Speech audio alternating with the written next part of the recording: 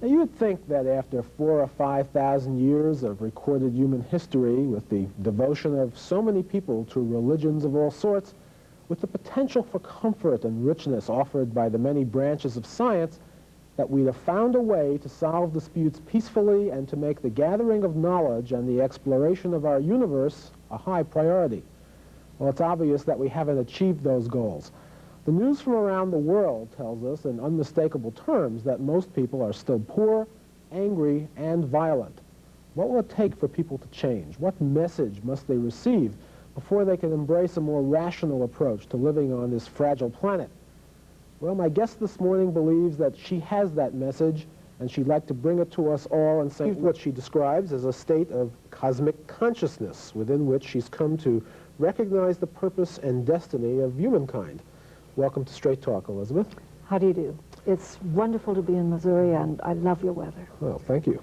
I'm not responsible for the weather, but I'll pass the word on to our Mike Nelson, who reports the weather here on Channel 4.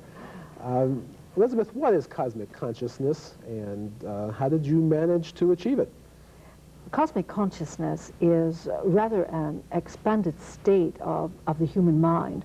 Let us say that we take the human mind as a very small computer, that we have programmed memories and so on in since we were a child.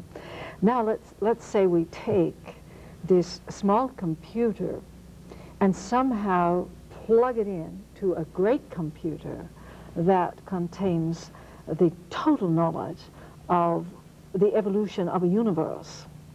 And so in the time that that small computer remains plugged in to that large computer, the knowledge pours into the banks of the small computer. And of course, fortunately, with cosmic consciousness, someone else can't come along and pull the plug. So you remain actually plugged in to that great consciousness, hopefully the rest of one's life. Now, I've read a lot of science fiction stories about this very topic.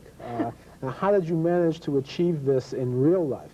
Well, let's say that it was very interesting that it was prophesied that I would do precisely this when I was only about 4 years old, which of course left my parents ecstatic.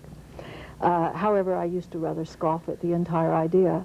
But I began to do some in-depth research on questions that man asks. You know, why are we human? And why have we been decreed sinners when the laws of nature seem so precise and orderly? How can man be the biggest mistake that ever happened on earth? Where is heaven? Where is hell? Is there a hell? Is there a heaven? What makes a sun and an earth an earth? So I started asking these questions, and I have to say, in all honesty, I left no stone unturned in seeking for those answers. It was like an investigator going after a great mystery.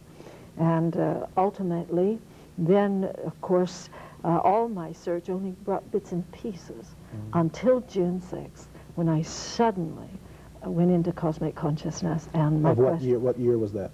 June 6, 1970.